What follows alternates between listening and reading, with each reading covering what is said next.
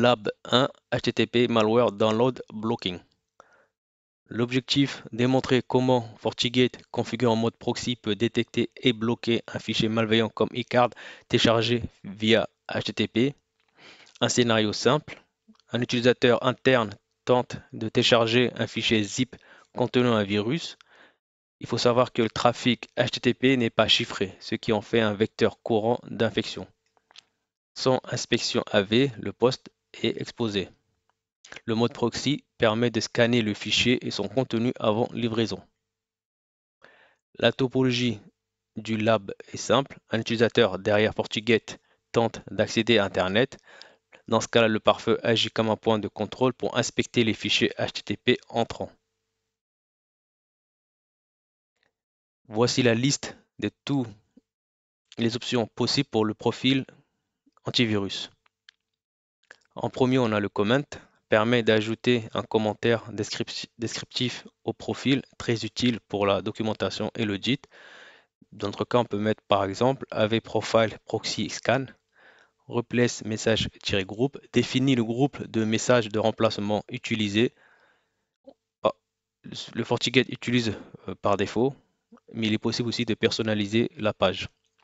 Feature 7 définit si le profil utilise le moteur ProxyBase ou FlowBase. Dans notre cas, on est en mode proxy, ce qui signifie une inspection complète couche application. Mobile Malware Database désactive la base de signature spécifique au malware mobile, disable par défaut, à activer si on veut renforcer la détection sur les fichiers APK, APP mobile. Jailbreak Prevention Archive Scan désactive l'analyse antivirus dans les fichiers d'archives, par exemple zip, rar, etc., dans le cadre de l'Outbreak Prevention.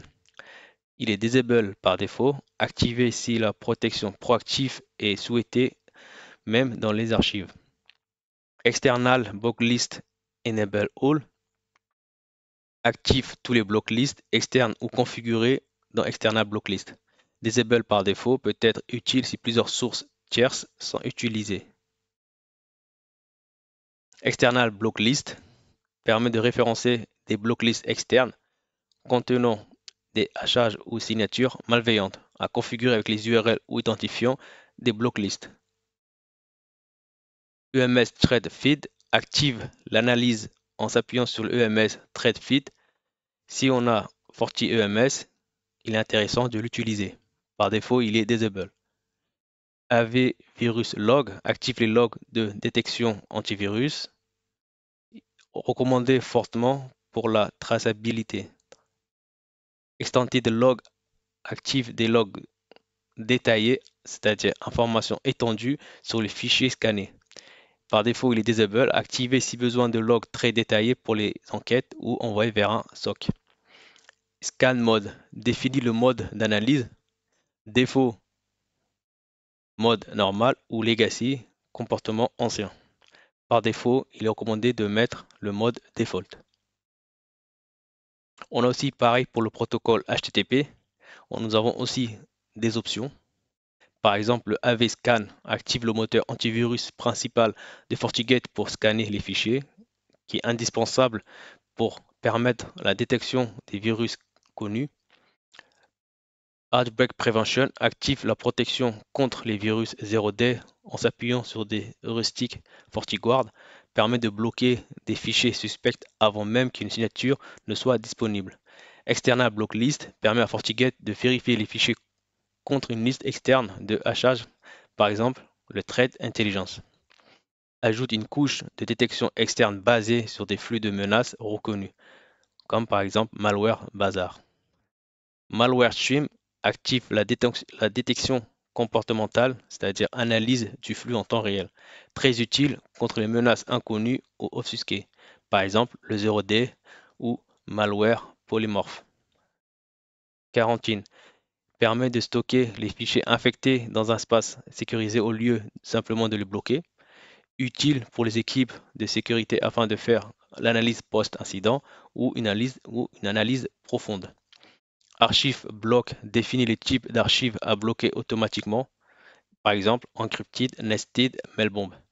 empêche des malwares d'être cachés dans des fichiers compressés, complexes ou protégés. Archive log permet de journaliser les archives suspectes même si elles ne sont pas bloquées. Très utile pour surveiller l'activité et détecter les tendances sans bloquer immédiatement. Emulator active l'émulateur AV qui simule l'exécution du fichier dans un environnement sécurisé. Dans ce cas-là, on a un sandbox local qui est directement intégré dans le FortiGate. Permet la détection de malware inconnu ou dissimulé.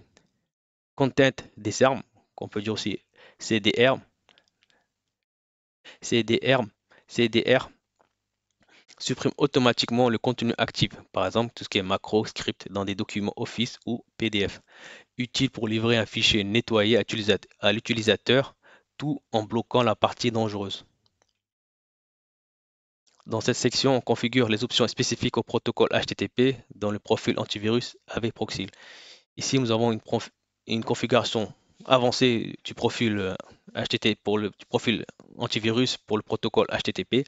Nous avons deux parties. La première partie, on va configurer le profil antivirus, c'est-à-dire on va éditer, on va créer un profil qu'on va la nommer AV Proxy. On va mettre un commentaire. Ici, on mettra AV profil for HTTP proxy mode. Et surtout, il ne faut pas oublier aussi que nous sommes en mode proxy, il faudra aussi mettre cette feature, cette proxy. Pour la partie protocole HTTP, on va mettre set scan block, set outbreak prevention block, set external block list block, set malware stream block, set archive block encrypted, corrupted, nested, mailbomb, timeout, unselected. On va les sélectionner, ce qui signifie qu'en encrypted, on va bloquer tous les fichiers compressés protégés par mot de passe. Corrupted, archives endommagées qui sont bloquées. Nested, archives imbriquées, c'est-à-dire zip dans un zip dans un zip, etc., qui sont bloquées. Mailbomb, archives contenant un très grand nombre de petits fichiers à l'intérieur. Ça peut être par exemple une attaque DOS. Timeout, archives qui prennent trop de temps à analyser. Et enfin, unletted, format d'archives non pris en charge ou inconnu par le FortiGate. Pareil aussi, on mettra aussi set archive log, encrypted, corrupted, nested, mailbomb, timeout. On va mettre aussi le set emulator enable. Et en bas, nous avons aussi set external block list. Nous allons aussi ajouter une liste URL qui permet aussi d'analyser, qui est par exemple malware bazar et trade fox. Et enfin, set extended log enable, on va voir aussi plus de détails sur les logs. À droite, nous avons la même chose, mais avec une commande différente qui est la commande get. Nous avons la même chose, sauf que là, on a plus toutes les informations concernant le profil et le protocole HTTP. Une fois que nous avons configuré step 1, on va passer à step 2, qui est de configurer la règle. Une règle simple, basique, où on a une règle interne vers Internet. On mettra notre port source et port destination. Une action accepted, la source all, destination all. Entre parenthèses, dans mon cas, c'est juste pour tester le profil antivirus. Mais dans le cas en production ou dans le monde réel, il faudra vraiment être précis. Il faut éviter tout ce qui est all. Ou tout ce qui est large aussi. Il faut éviter d'être large ou all. Le service qu'on va utiliser, ce sera le HTTP DNS HTTPS. Très important de mettre enable le statut UTM. Choisir l'inspection mode proxy. Sélectionner le SSL SSH profile. On va choisir certificate inspection. Dans notre cas, on va juste inspecter le protocole HTTP, le port 80. Ensuite, choisir le profil, le AV proxy, ce qu'on a configuré dans le step 1. On va loguer tout le trafic et de mettre aussi enable, utiliser le NAT parce que nous allons vers Internet. Voilà les deux résultats que nous aurons. À gauche, c'est ce que l'utilisateur verra, une page avec une alerte en disant pourquoi et l'URL.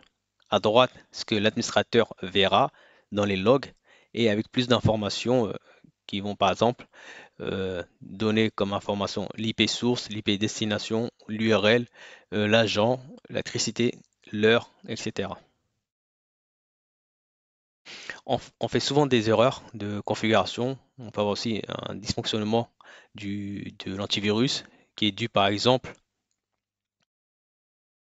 oublier d'activer le mode proxy, ne pas configurer le bloc HTTP, laisser les archives non scannées, ne pas activer les logs, désactiver l'émulateur ou Outbreak Prevention, ne pas utiliser l'inspection SSL pour HTTPS. Dans le cas, ça ne nous concerne pas, mais dans le prochain lab, nous allons utiliser l'HTTPS.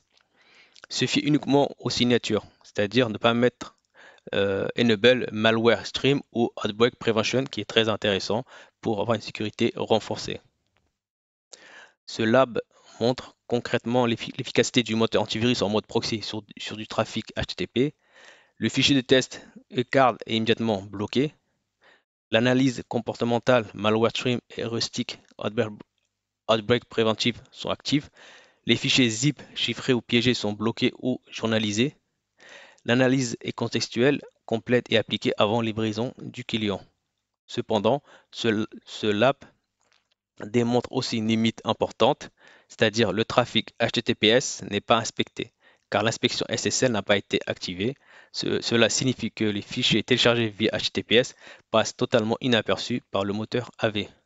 Pour conclure, FortiGate en mode proxy fournit une excellente protection HTTP, mais celle-ci doit être complétée par une inspection SSL profonde pour sécuriser entièrement le trafic web moderne. Nous verrons juste après un lab complet et nous allons détailler tout ce qu'on vient de dire.